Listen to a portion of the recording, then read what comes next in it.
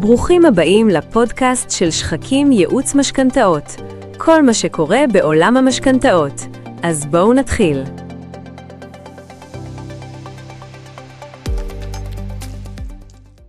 שי, אנחנו נפגשים שוב. שלום, שלום. We meet again, כמו שאומרים. דווקא היום אנחנו הולכים לדבר על נושא שהולך לפגוש בעיניי כל בן אדם, כל בית במדינת ישראל. אין משפחה שלא מגיעה לתהליך של לקיחת משכנתה, או שהם נמצאים עם משכנתה, ומלא מלא הלוואות. נכון. הלוואות, אנחנו קוראים להם הלוואות צריכה. הלוואות צריכה, תלוי למי שצריך. למי שצריך את ההלוואות. בוא נבין את הבעיה כשיש ריבוי הלוואות. איפה נעוצה הבעיה? איך בעצם משפחה שמכניסה נגיד 20,000 שקלים בחודש, מוצאת עצמה כל חודש בלי אוויר? זה נפוץ. תראי, יש היום, בדרך כלל למשפחות יש גם משכנתה וגם הלוואות בנוסף. משכנתה ממוצעת היום נעה סביב מיליון שקל. או שכירות. חודשי. נכון, יכול להיות או שכירות או משכנתה, אבל בגדול משכנתה ממוצעת היום, למי שיש משכנתה, סביב המיליון שקלים. מיליון שקלים זה בין 5, 5.5, 6,000 שקל, תלוי בשנים. ובנוסף, יש להם עוד הלוואות. הלוואה לרכב, הלוואה לנופש שלקחו, הלוואה לסגירה של המינוס, ועוד כל מיני הלוואות. בממוצע זה סדרי גודל של 200,000 שקל הלוואות, 200,000-250,000 שקל הלוואות למשפחה, שזה בערך צריכה של 4,000-5,000 שקל החזר חודשי. אז ניקח 5,000-6,000 שקל משכנתה, פלוס 5,000 שקל הלוואות, משפחה מתחילה את החודש ב-11,000 שקל. לא אמרת בוקר טוב. כלום. לא חלב, לא עניינים, לא קניות, לא חשמל, לא ארנונה. לא חשמל, לא ארנונה, לא פה ושם בגדים, זרה וכאלה. בתי קפה. בתי קפה. חול. חול בכלל שלא לדבר, חול הם לקחו הלוואה על זה. כן, אבל אתה יודע, מה שבחול מה חול. נכון, נכון. עכשיו חול, זה דרך אגב, רק בעניין של חול, חול יכול להיות שני מצבים, או שאתה חוסך לנופש, או שאנשים לא חוסכים ולוקחים הלוואה. אף אחד לא חוסך. הנה, אני מודה, אני לקחתי, תרצי סורת, לקחתי הלוואה, אני חושב שאני אחכה לחסוך 30,000 שקל, ייקח לי מלא זמן, אני רוצה עכשיו, אני אחזיר אותה אחר כך. ואז נוצר מצב שאנשים מגיעים לסיטואציה, שהם פותחים את הבוקר, בתחילת חודש, 11,000-12,000 שקל, רק התחייבויות. עכשיו, יש פה איזשהו עניין, כי הממוצע של המשכורות הם בערך 20,000 שקל למשפחה. יוצא מצב שהם... לזוג? זה קצת. תלוי מאוד, אם את בהייטק אחרת, או אם את שדרנית רדיו, מרוויחה 50,000 שקל, זה גם אחרת. אני מרוויחה 100. אבל זה אנחנו יודעים, על זה אנחנו נעשה פודקאסט בנפרד. אבל בגדול, אנשים מחנקים. אנשים מגיעים לסוף חודש, נכון. שבסוף הם כל חודש מחפשים חבות שריפות. לוקחים עוד הלוואה ועוד הלוואה ועוד הלוואה, וזה בעייתי. וזה מאוד מאוד מאוד חשוב להיכנס להליך של איחוד הלוואות בצורה הזאת, שמשאירה לאנשים קצת יותר אוויר בסוף חודש. נותנת להם נשימה.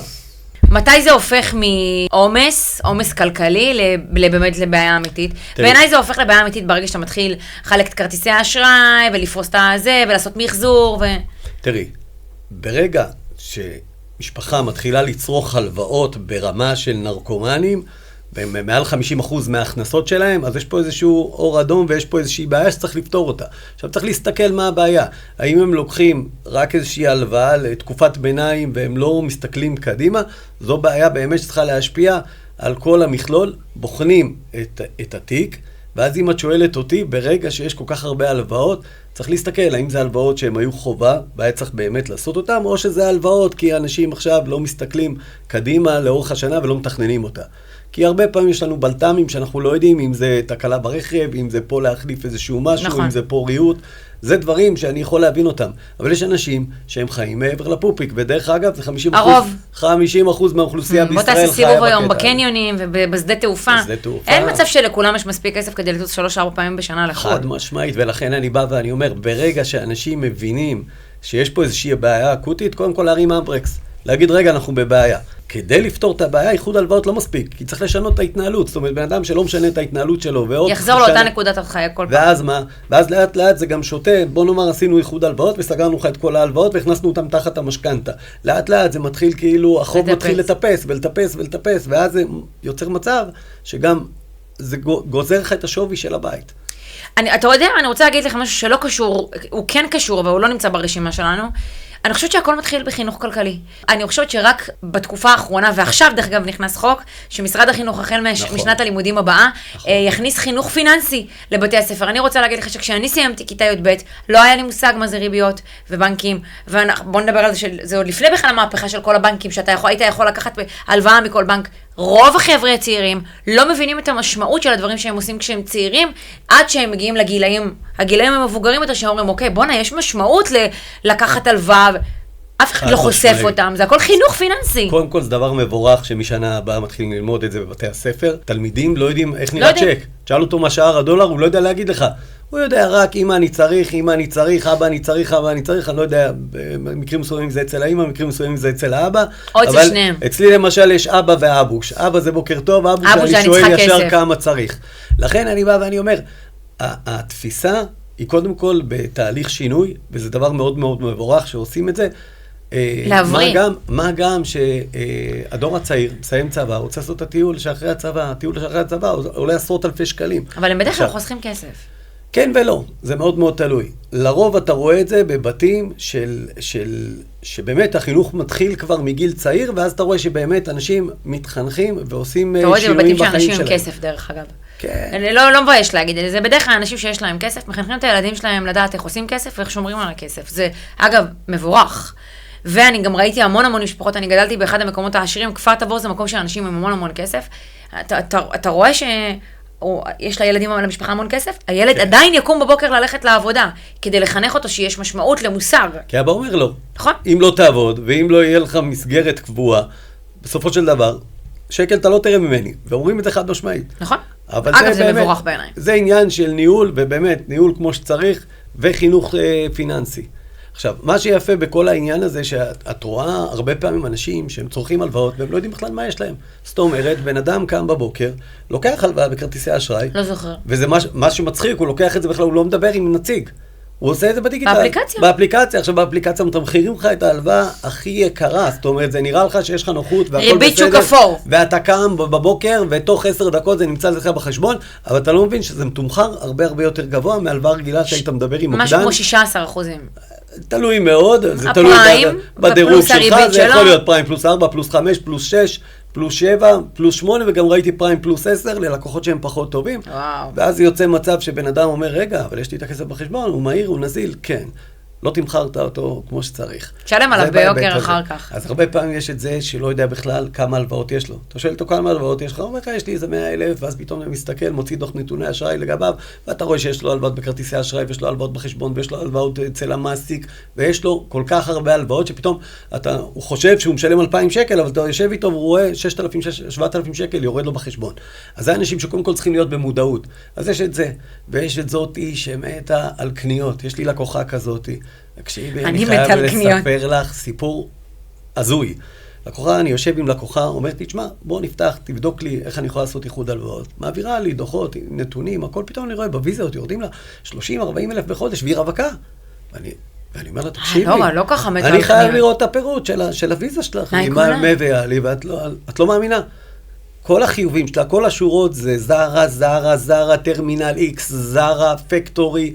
ואני אומר לה, תגידי לי רגע, כל חודש את קונה כל כך הרבה בגדים, בת כמה היא? מה היא אומרת לי? בת 34, מעצבת פנים, היא לא יכולה ללבוש בגד יותר מפעם אחת. תראי את ההזיה.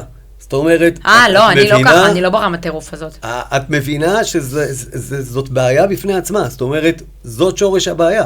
אם היא הייתה עוצרת את זה מראש, רוב הסיכויים שהוויזות שלה לא היו מגיעים ל-40-50 אלף שקל. וואו. עכשיו תביני. אבל הבנק נותן גם.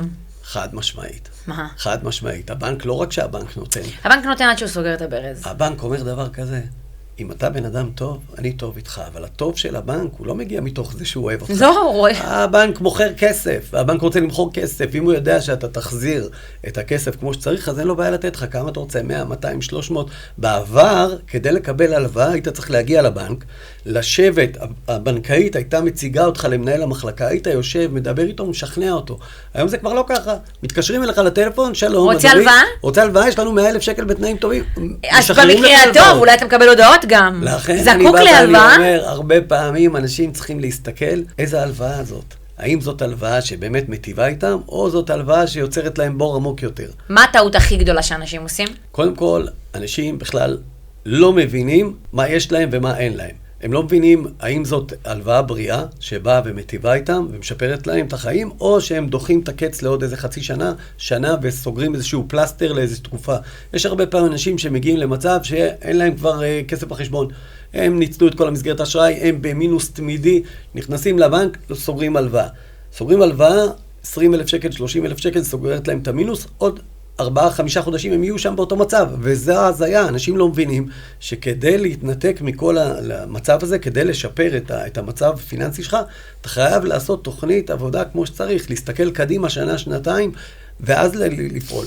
לא לפעול מתוך זה שאתה לוקח הלוואות כאן ועכשיו כמו פלסטר, וזה מאוד מאוד חשוב. הלקוחות שמגיעים אליך, הם מרגישים שהם בשליטה?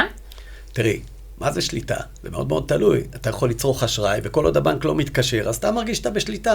אבל הרבה פעמים בן אדם, עד שלא מגיע לקצה, ועד שהוא לא, במסגרות אשראי שלו הוא מפוצץ, ובכרטיסי אשראי הוא מפוצץ, ובהלוואות הוא כבר לא יכול לקחת, רק אז הוא מגיע למצב שהוא עם הגב לקיר, ואז הוא אומר, רגע, אני צריך עזרה.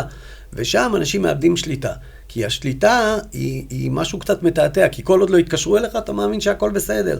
אתה מגיע פתאום למסגרות של 40 ו-50 ו-100 אלף שקל, ומה זה מסגרת אשראי? מסגרת אשראי זה חוב גבוה, זה הרבה יותר גבוה, מבחינת הריביות זה הרבה יותר גבוה מהלוואה, עדיף לקחת הלוואה ולא להיכנס למינוס. ואנשים לא מבינים את זה, ויש פה התנתקות מוחלטת, כל עוד לא מתקשרים אליהם, הם מתנתקים רגשית. הרבה פעמים אנשים מפחדים לפתוח את האפליקציה, לראות מה המינוס שלי. אז ויש אלה שיש כאלה שיש להם כסף, והם נכנסים כל שעתיים, הם חושבים שזה לוח טיסות, זה מתעדכן כאילו. זה לא מתעדכן. אז יש את אלה ויש את אלה. יש את אלה שיש להם, ואוהבים להיכנס כל שעתיים, זה עושה להם טוב. יש לי כסף. ויש את אלה שמפחדים להסתכל, ואני יכול להגיד לך, בבוקר הוא חושב פעמיים לפתוח את האפליקציה, כדי לא לראות את המינוס. שלא תצעק עליו. וזה מאוד מאוד קריטי. אז הכל, כמו שאמרנו, זה מתחיל בהתנהלות, וזה קודם כל להסתכל על הדברים בצורה בריאה, לראות באמת איפה אני נמצא, איפה אני ממוקם ביחס למצב הפיננסי שלי, ולפעול. ומשם אנחנו מתחילים לפעול. בואו שנייה נדבר רגע על הדבר הזה. כשאנחנו אומרים עכשיו לאנשים, בואו תעשו איחוד הלוואות. אני יודעת משמעות. מה זה אומר? תראי, מה זה איחוד הלוואות? כשאנחנו באים ועושים איחוד הלוואות, אנחנו לוקחים את המשכנתה, המשכנתה שלך, לצורך העניין, יש לבן אדם נכס ששווה 2 מיליון שקלים, ויש לו משכנתה על 1 מיליון שקלים, והחזר חודשי של 5,000 שקל, אוקיי? ויש לו עוד הלוואות של 200,000 שקל. מה שאנחנו עושים, אנחנו לוקחים את כל ההלוואות בכרטיס אשראי וההלוואות בחשבון, ואנחנו מאחדים אותם לכדי הלוואה אחת, עם החזר חודשי אחד נוח, הרבה פעמים גם חותכים בחצי את ההחזרים החודשיים שלך. מה זה אומר? זה אומר שאנחנו משאירים יותר אוויר. אם לצורך העניין על הלוואות שילמת 4,000-5,000 שקל, אנחנו מגיעים למצב שלפעמים אנחנו מותחים תקופה בלית ברירה, אוקיי? זה גם עולה ללקוח קצת יותר יקר ברבות הזמן, אבל אנחנו נותנים לך אוויר ושקט בחודשים שאתה צריך את זה. כי בסופו של דבר, אנשים גם צריכים לחיות. זה שיש לך 5,000 שקל משכנתה ועוד 4,000 שקל הלוואות, זה חונק אותך באיזשהו מקום. אז במצב הזה, אתה יוצר מצב שאתה נותן עוד אוויר לבן אדם, עוד 2,000 שקל, עוד 3,000 שקל, חותך לו את ההוצאות בחצי, ונשאר לו הרבה יותר להמשך החודש. וזה דבר מאוד חשוב. במצב שהבנק נותן לך אשראי ונותן לך הרבה אשראי, הבנק ימשיך לתת כל עוד אתה יכול לעמוד בתשלומים האלה. ואנשים יקחו, כי אנשים הם פשוט נרקומנים של אשראי, הם צרכנים של אשראי, הם לא מפסיקים, וזה... כל אחד ההתמכרות שלו. מתישהו צריך לעצור את זה. וזה דבר מאוד מאוד חשוב שאני צריכים להבין, וצריך להפעיל שיקול דעת. בקיצור, מה שאתה אומר, שאנשים צריכים להתחיל להפעיל איזשהו שיקול דעת לפני שהם לוקחים את ההלוואות, הרבה לפני זה, כי יש הלוואות שמועלת ויש כאלה ש... חד משמעית. חייב לעשות את זה בצורה מאוד מאוד מבוקרת, להבין מה אנחנו עושים, והכי חשוב, תמיד יד על הדופק.